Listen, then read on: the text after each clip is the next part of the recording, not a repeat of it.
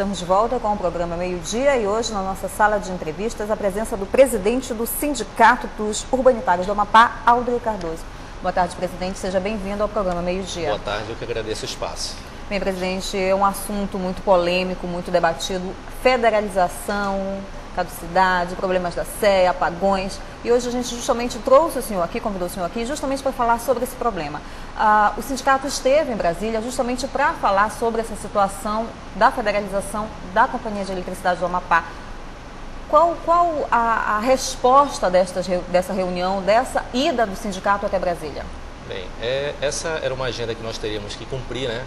Justamente na representação dos nossos trabalhadores, né? E do interesse maior também, que é de salvaguardar a companhia, né? Perante a todos esses acontecimentos últimos, né? Frente ao Ministério de Minas e Energia.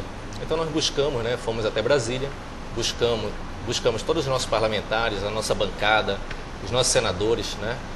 Tivemos uma reunião, né? Por incrível que pareça, com a bancada de senadores, com o senador Sarney, com o senador Gilvan e o senador Randolph, né? Onde tratamos justamente dessa situação da companhia.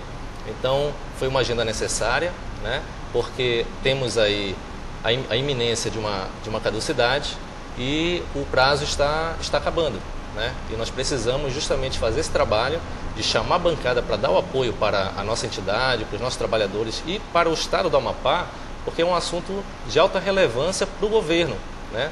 Porque a gente sabe, já falou diversas vezes, que se não resolver o problema da SEA, a gente não vai conseguir desenvolver esse estado aqui. Então não é apenas um assunto de trabalhadores, de salvar empregos, é um assunto estratégico realmente para o estado. E isso nós fizemos esse papel até político-sindical, né, de ir até Brasília buscar o apoio desses parlamentares.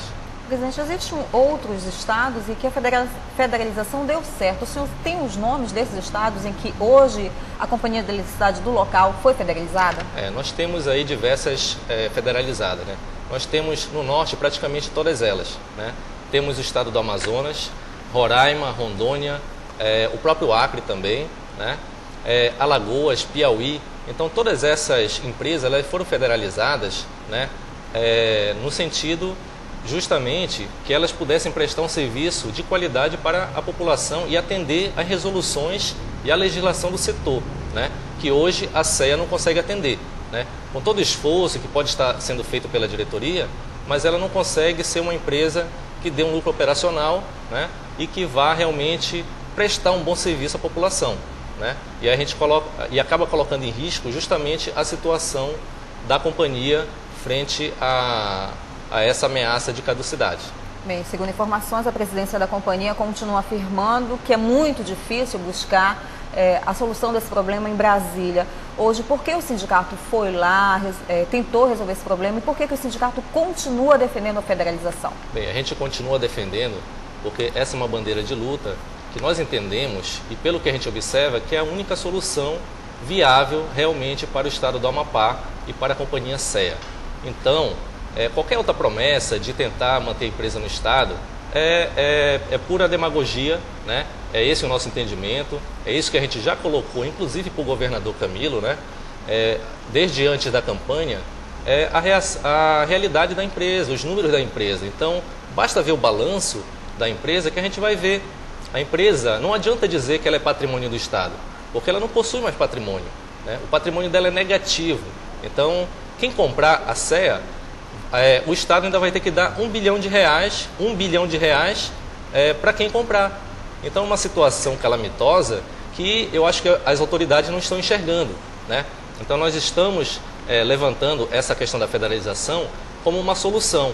Por que o governo do Estado, né, como nos outros governos, não aproveita justamente dessa ajuda do governo federal, através do Ministério, da Eletrobras, faz essa negociação e resolve de uma vez por todas o problema do Estado?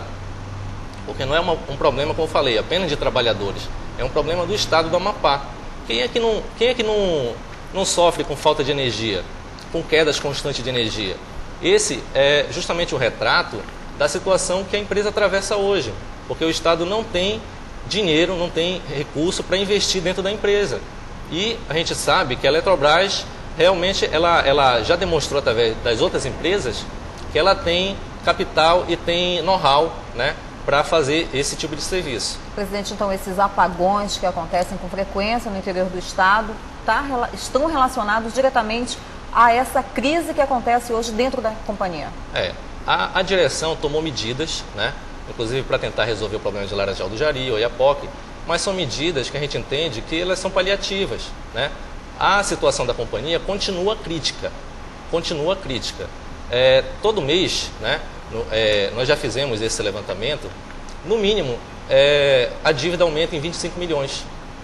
Para uma empresa que arrecada 14, ela jamais vai conseguir pagar essa dívida.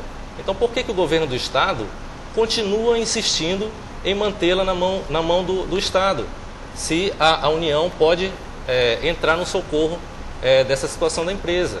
Tá? Então esse é um apelo, na verdade, que a gente faz até para o governador Camilo, para que ele lembre também do compromisso que ele assumiu com a gente lá no Sindicato dos Urbanitários, né? Que inclusive assinou o documento justamente se propondo a federalizar a empresa. E hoje muda totalmente o discurso, né? Então o que acontece? Acredito eu que ele está sendo mal assessorado por pessoas que se dizem entender do setor de energia e não conhecem a legislação, tá? E apontam para ele soluções demagógicas que a gente sabe que não são viáveis, que não há como haver a permanência da empresa nesse estado que ela está hoje. Presidente, existe algum risco dessa negociação entre o governo do estado e o Ministério de Minas e Energia não acontecer? Bem, o que está aparecendo é justamente isso, né? O governo do estado vem frequentemente, depois que volta de Brasília, vem dizer que o Ministério está endurecendo as negociações. Ora, esse já é um problema que já vem de muito antes. E agora, justamente o Tribunal de Contas da União está cobrando do Ministério uma posição, né? A ANEEL já recomendou a caducidade da empresa, né? E o Ministério vai ter que cumprir. Então o que acontece? O governo do estado ele tem que entrar na linha justamente de negociar e resolver esse problema de uma vez por todas.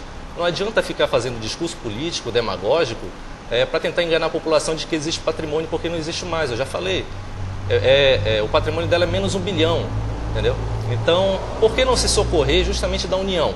Né? Então a gente não pode levar essa discussão para o campo político. Está lá, o Ministério de Minas e Energia tem todos os dados, todas as informações necessárias. Então para que fazer um novo grupo de trabalho para ganhar mais 2 meses e depois esse grupo vai querer ganhar mais 2 meses? E isso a gente já viu essa mesma política no governo Valdez e não resolveu o problema. Então será que o governo atual vai querer fazer a mesma política? Essa é a nossa pergunta.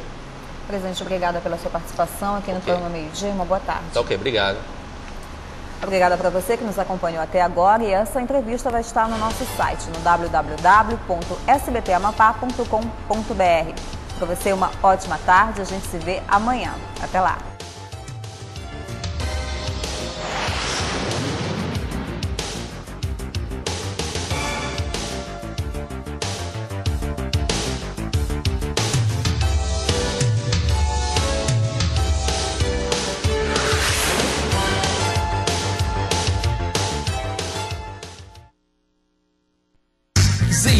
ZYA 287, TV Amazônia, Canal 13, Macapá.